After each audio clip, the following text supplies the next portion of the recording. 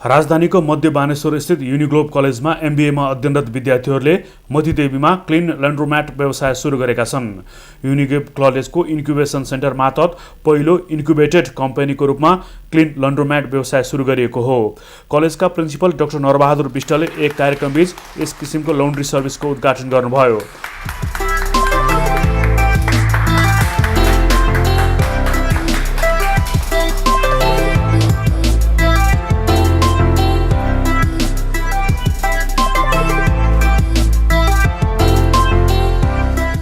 एमबीएमा अध्ययनरत विद्यार्थीहरू पुनम विष्ट, दीपक श्रेष्ठ तथा आशिष घिमिरेको संयुक्त प्रयासमा यो सेवाको थालनी भएको हो।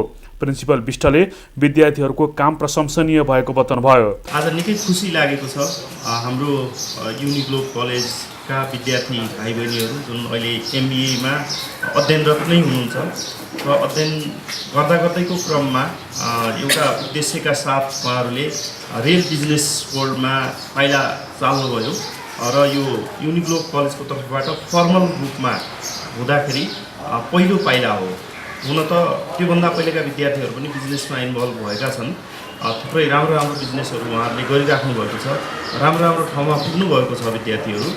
तर हामीले कलेजको तर्फबाट नै आइडिया कल गरेर त्यसलाई चाहिँ इन्क्युबेसन सेन्टरमा राखेर त्यसलाई रेल बिजनेसमा कन्भर्ट गरेको चाहिँ यो फर्मल रूपमा पहिलो प्रोग्राम हो।